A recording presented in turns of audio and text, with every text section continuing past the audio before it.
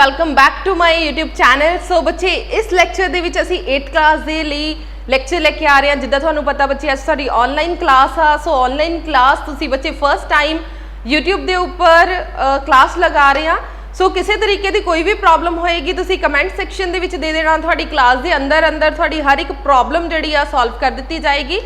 या बच्चे comment section दे विच दे दो, इत्थे रिप्लाई मिल जाएगा। या फिर तुहाडा अपना मैथ्स का ग्रुप बनिया होया आ, सो उत्थे रिप्लाई कर दो। उत्थे कोई भी प्रॉब्लम तुहानूं इस लैक्चर दे विच होवे पुछ लो तो जिहड़ा आ अपनी इस लैक्चर के अंदर अंदर अपनी प्रॉब्लम सारियां सॉल्व हो जाएंगियां। अदरवाइज चैप्टर बहुत ज़्यादा एक्सरसाइज ईजी आ।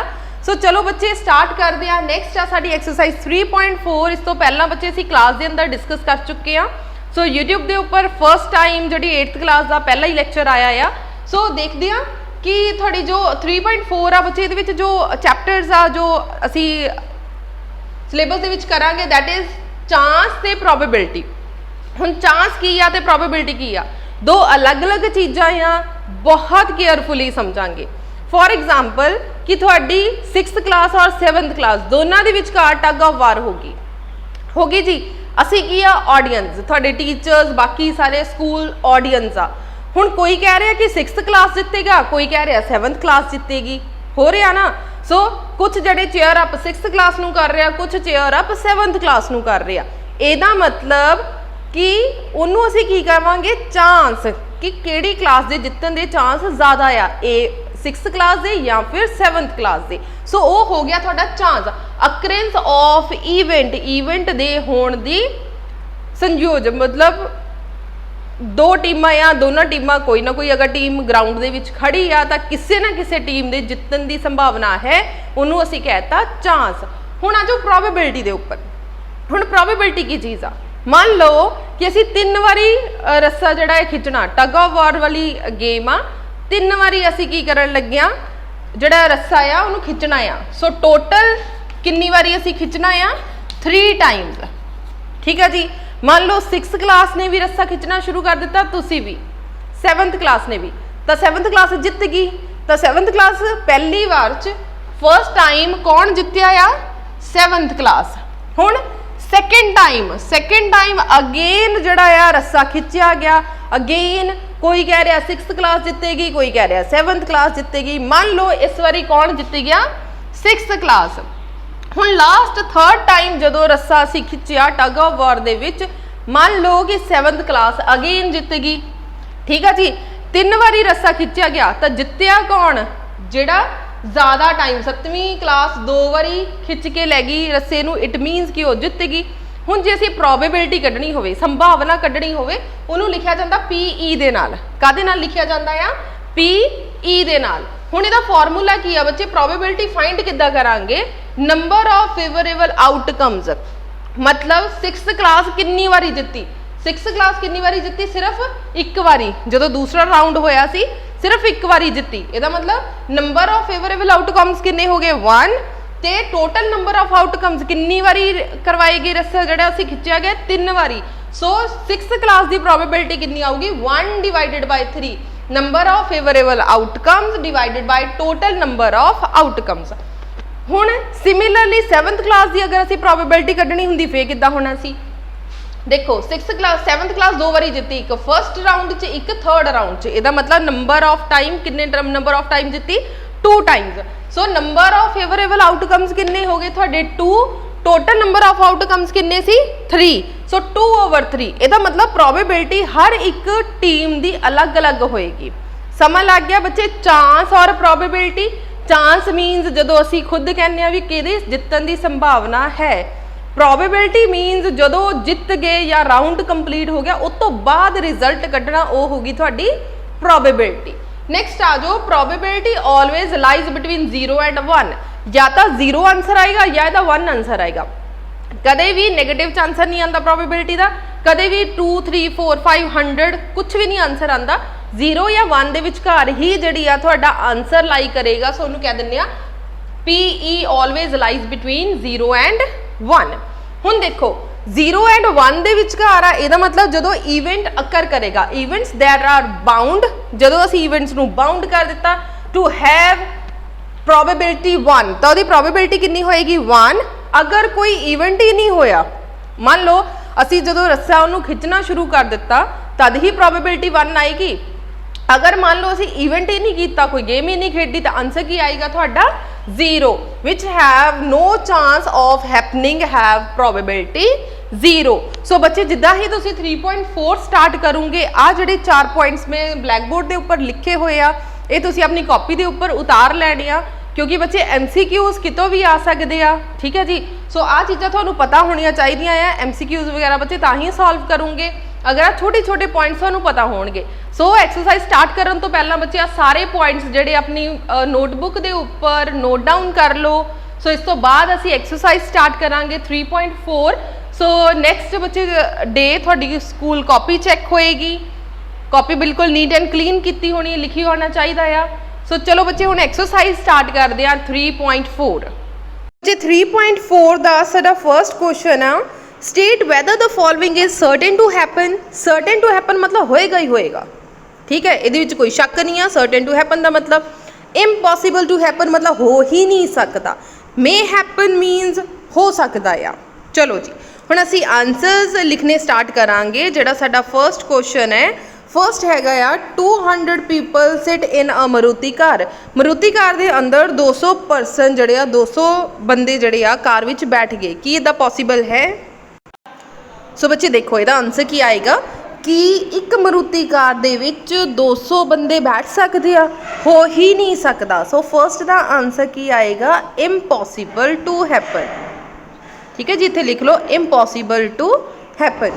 हुण सैकेंड ते आ जाओ, उन्होंने कहा you are older than yesterday, ठीक है, कल नालों अज ओल्डर मतलब एक दिन वड्डे ही तुसी, तो पता ही है बच्चे जिहड़े दिन बीत गए अगर अगला दिन आ रहा तो असी अपनी उम्र नालों एक दिन वड्डे हो रहे हैं, इसका मतलब ये होना ही होना आ।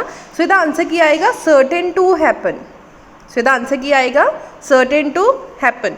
हुण थर्ड ते आ जाओ, tossed coin will land heads up.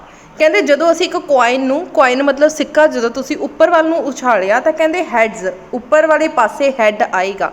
बच्चे आ भी सकता नहीं भी आ सकता, मतलब दोनों चीज़ां आ। सो मे हैपन। सो इसका आंसर की आएगा मे हैपन मतलब हो भी सकता नहीं भी हो सकता। नैक्सट आ जाओ फोर्थ ते, a die when rolled should land up 8 on top. कहते कि जो तुसी एक डाइज नूं उपर वाल सुट्टिया, डाइज पता ना जिहदे 6 फेस हुंदे आ, जिहदे विच 1 2 3 4 5 6 आ, कहते जो तुसी उपर वाल नूं सुट्टिया तो जो नीचे आके गिरिया तो वो उपर 8 आ जाऊगा। 8 तो हुंदा ही नहीं उहदे च, क्योंकि 6 फेजिज हुंदे आ तो 6 नंबर्स ही हुंदे आ, 8 नंबर तो आ ही नहीं सकता। So this is impossible to happen, क्योंकि 8 नंबर डाइज विच है ही नहीं तो आ ही नहीं सकता। So impossible. नैक्सट आ tomorrow will be a cloudy day.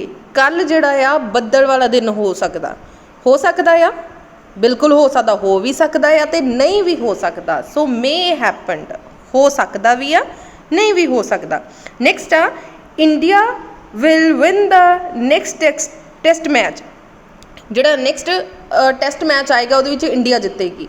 सो हो भी सकता है नहीं भी हो सकता। सो मे हैपन।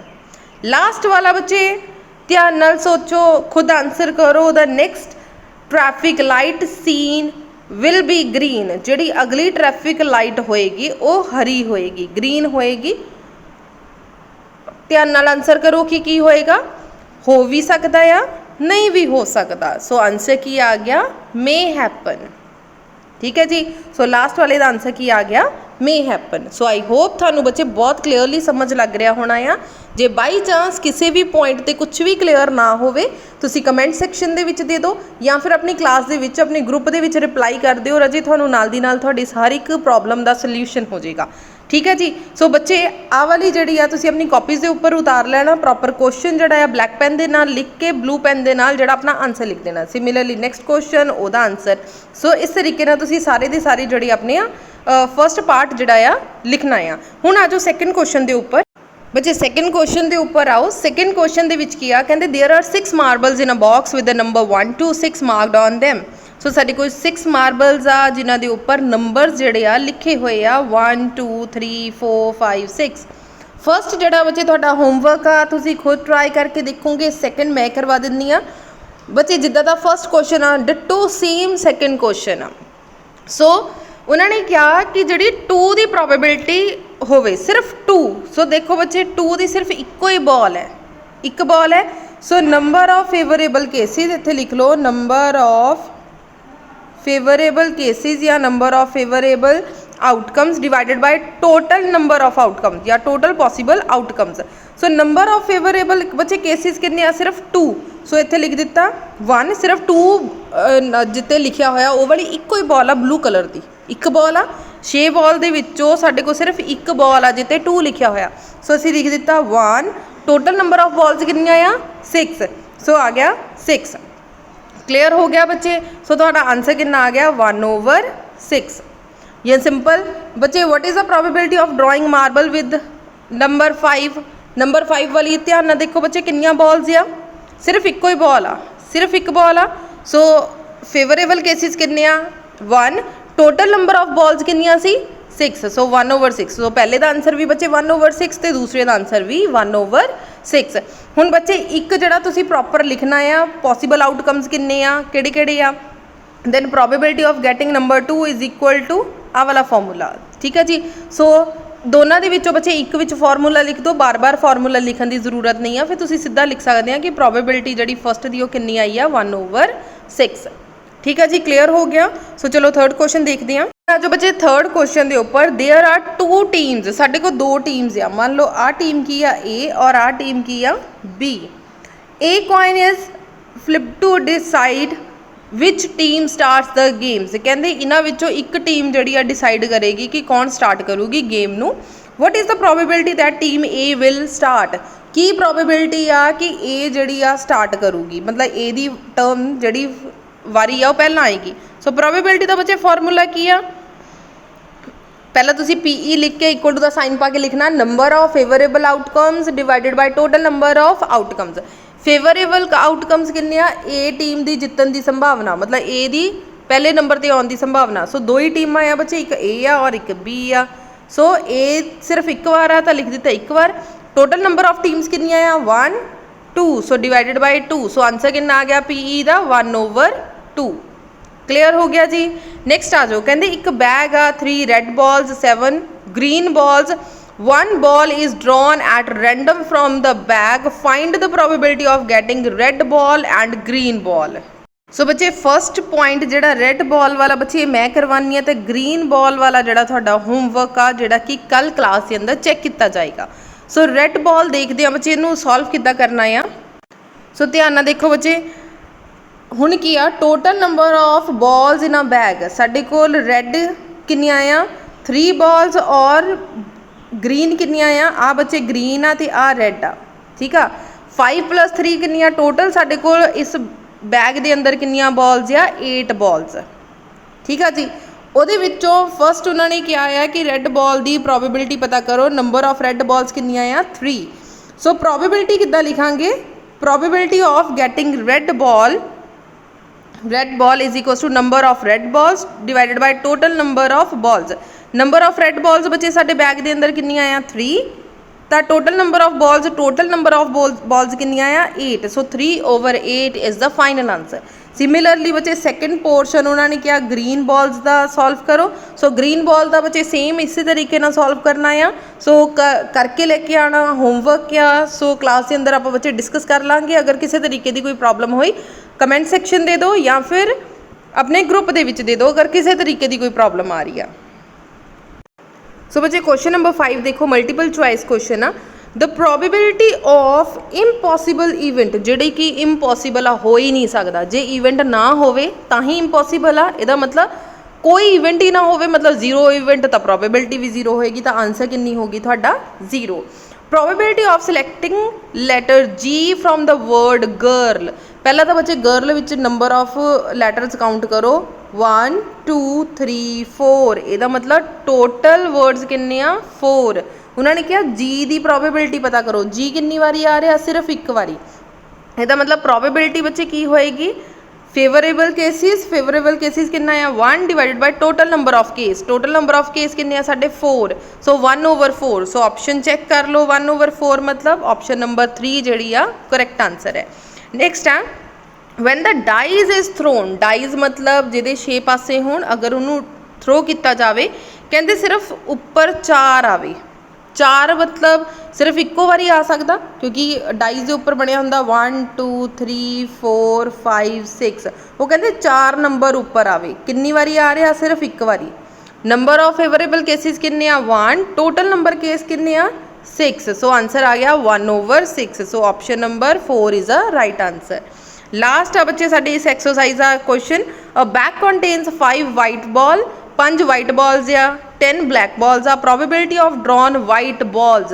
ਵਾਈਟ ਬਾਲ ਮਤਲਬ ਕਿ ਵਾਈਟ ਬਾਲ ਦੀ ਪ੍ਰੋਬੇਬਿਲਿਟੀ ਪਤਾ ਕਰਨੀ ਆ ਬੱਚੇ। ਵਾਈਟ ਬਾਲ ਤਾਂ 5 ਬਾਲਾਂ ਆ, ਇੱਕ ਮੰਨ ਲਓ ਸਾਡੇ ਕੋਲ ਆ ਬੈਗ ਆ, ਬੈਗ ਦੇ ਵਿੱਚ 5 ਵਾਈਟ ਬਾਲਸ ਆ ਔਰ 10 ਦੂਸਰੀਆਂ ਬਾਲਸ ਆ, ਠੀਕ ਆ ਜੀ।